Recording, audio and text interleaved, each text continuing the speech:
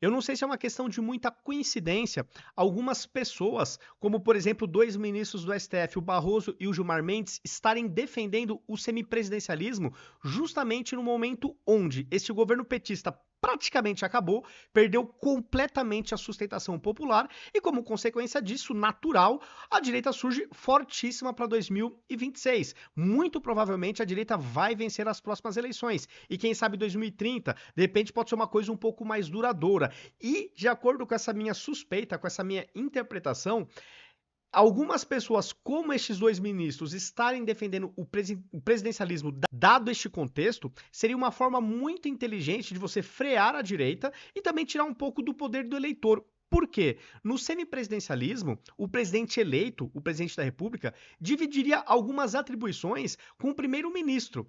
E este primeiro-ministro seria escolhido pelo Congresso, onde tem centrão e onde a gente sabe, né, a própria imprensa não esconde isso, há uma interferência nos bastidores, hora ou outra, de ministros do STF sobre congressistas. Congressistas já denunciaram isto. É sobre isso que eu vou falar no vídeo de hoje.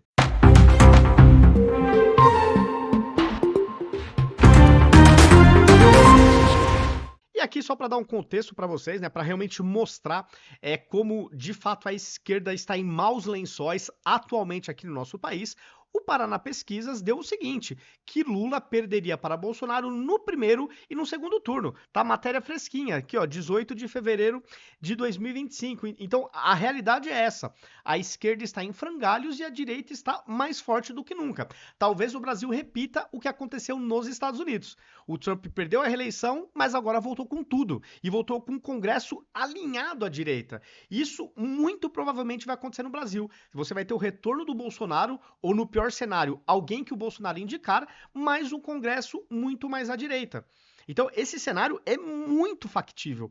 Pode, de fato, ocorrer em 2026. E daí o porquê eu desconfiar que algumas pessoas da esquerda, alguns ministros do STF, estarem defendendo essa questão do semipresidencialismo. Será que é porque eles querem dar uma freada no avanço da direita e eles terem um certo poder, porque afinal de contas, parte da atribuição que vai sair do presidente da República no semipresidencialismo vai para o primeiro-ministro, escolhido pelo Congresso, e um Congresso que a gente sabe que nos bastidores acaba sofrendo hora ou outra algum tipo de interferência do STF. Isso aqui são percepções, tá? Não tô cravando. E o que eu tô falando dessas interferências é o que a gente vê na imprensa, jornalistas comentando e até mesmo senadores já revelaram este tipo de pressão. Então, isso colocou uma minhoquinha na minha cabeça. E aqui, seguindo, o Barroso, numa reportagem de ontem da CNN, falou o seguinte: Barroso sobre o semipresidencialismo, acho que vale a experiência. Deputado do Podemos protocolou no início do mês uma PEC pedindo a instalação deste modelo de governo no Brasil. Eu tenho visto só esquerdistas defendendo esse tipo de modelo. Para ser bem justo, o PT mesmo não quer, porque o PT não gosta de dividir poder. Mas tirando o PT, todo o resto da esquerda, que pelo menos dos nomes que eu vejo defender o semipresidencialismo, pô, não é ninguém da direita, eles são aqueles antibolsonaristas. Por isso que eu fico com essa desconfiança. É uma forma de dar uma brecada na direita e tirar um pouco o poder do eleitor. E para vocês verem como as minhas desconfianças têm um certo fundamento, aqui eu trago um trecho de uma entrevista do Reinaldo Azevedo com o Gilmar Mendes, do começo desse mês de fevereiro de 2025, onde na própria pergunta defendendo o semipresidencialismo, o Reinaldo Azevedo deixa claro que no semipresidencialismo Bolsonaro não seria eleito, mas no modelo atual ele foi eleito presidente da República. Então, para mim, denotando escancaradamente que a ideia é frear a direita, já que o povo quer eleger Bolsonaro, então no semipresidencialismo, ainda que ele possa ser eleito, vai ter aí o seu poder compartilhado. Fiquei com essa nítida impressão. Vou dar o play e aí vocês coloquem nos comentários se vocês também tiveram essa mesma impressão. Assim como eu acho, aí sou eu falando, Bolsonaro jamais seria eleito primeiro-ministro, mas ele foi eleito presidente. Por que o semipresidencialismo, a seu juízo, aí é uma ideia intelectual, porque não tem nada em votação, o ministro pode se posicionar. Como eu também acho, é uma boa ideia. E por que essas críticas de que querem botar no governo alguém que não foi eleito, não é uma boa crítica, a seu juízo? Para mim é uma excelente crítica. Aqui eu não vou dar o play nesse corte todo, que é mais de 3 minutos, mas aí o Gilmar vai, enfim, defender também essa ideia do semipresidencialismo. Mas depois dessa colocação do Reinaldo Azevedo, assim, isso aqui acho que, para mim, denota as reais intenções por parte de muitos que defendem o semipresidencialismo. Já que não dá para combater a direita nas urnas, né? A direita realmente é muito forte, então vamos tirar pelo menos um pouco de poder do presidente eleito. Minha leitura, minha interpretação, enquanto a gente ainda puder interpretar falas e notícias. Aqui, trazendo mais cortes da imprensa, eu trago aqui uma manchete da Oeste que fala o seguinte: Lula quer que STF regule as redes para moralizar sociedade, diz Estadão. Bom, aqui 2 pontos. Primeiro, o STF não pode regular. Não é competência constitucional do STF esse tipo de coisa. É do Congresso Nacional. Mas se o Lula quer que o STF regule, é porque eu acho que ele já percebeu que a coisa aqui tá meio, né, degringolou, né? É a leitura que eu faço. Outra, o que seria moralizar a sociedade? Seria impedir manifestações contrárias ao governo, contrárias ao esquerdismo? Se for, meu Deus, que democracia, hein? Haja democracia relativa, hein, Lula? Porque só sendo muito relativa a democracia, se este meu entendimento estiver correto, pra gente aceitar esse tipo de coisa. Ficou muito estranho, né? Essa questão do moralizar, porque aqui cabe um mundo de suposições e quase todas elas com viés não muito positivo.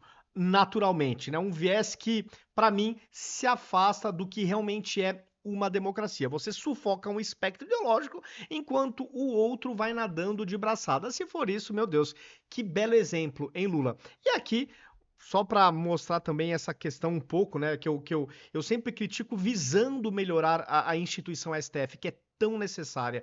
Pô, a gente já vê um STF que, hora ou outra, quer legislar, de acordo com a própria imprensa, interfere nos bastidores no Congresso Nacional. Já teve senador falando isso, que ministro ligava, mandava mensagem para pressionar ministros, né? Ou assessores de ministros, enfim. Isso também já foi revelado aí por senadores. E agora, a própria Folha dá um tom. Ela coloca o tom de desconfiança na manchete. Ela fala o seguinte, ó: jantar reúne ministros do STF e Lula, em meio à expectativa por denúncia contra Bolsonaro. Tribunal não confirma a data, mas integrantes da corte apontam que evento será na quarta-feira. O Brasil vive uma normalidade institucional? Se você for do direito, coloque sinceramente. A nossa Constituição está sendo rigorosamente respeitada, o arcabouço legal, a independência entre os poderes. Vocês acham? Coloquem nos comentários. Se vocês acharem ok, coloque que sim. Eu, vendo especialistas no direito, vários deles, eu estou chegando à conclusão que não. Assim, um resumo geral desse vídeo é o seguinte: me parece muita coincidência, e aí não sei se realmente é coincidência ou não, mas o fato da esquerda estar afundando no Brasil e a direita mais forte do que nunca coincide com a postura de algumas pessoas esquerdistas, entre elas estes 2 ministros do STF, coincide com a questão da defesa do semipresidencialismo. E aí quando a gente pega a pergunta do Reinaldo, falando que no semipresidencialismo o Bolsonaro não seria eleito presidente, mas fora do semipresidencialismo ele foi eleito, eu acho que esse comentário diz muito, ou pode dizer muito, sobre as reais intenções.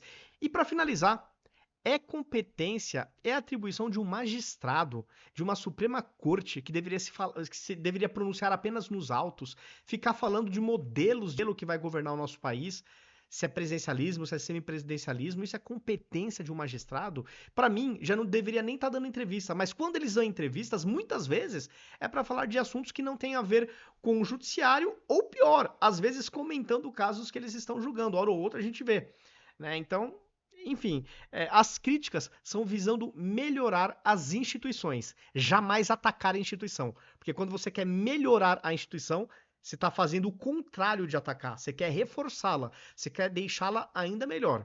E eu acho que essa, eu tenho certeza, esta é a minha intenção e eu acho que é a intenção de quase todos os críticos do STF. Melhorar a instituição tão necessária para uma democracia que se diz constitucional. Pessoal, é isto. Coloque nos comentários se vocês concordam com as minhas opiniões ou não. Se gostaram do vídeo, deixe o like. Isso de fato ajuda a entregar o conteúdo para mais pessoas. Se vocês gostaram, compartilhem também nas suas redes sociais, nos seus grupos de WhatsApp, porque assim a gente sai da bolha.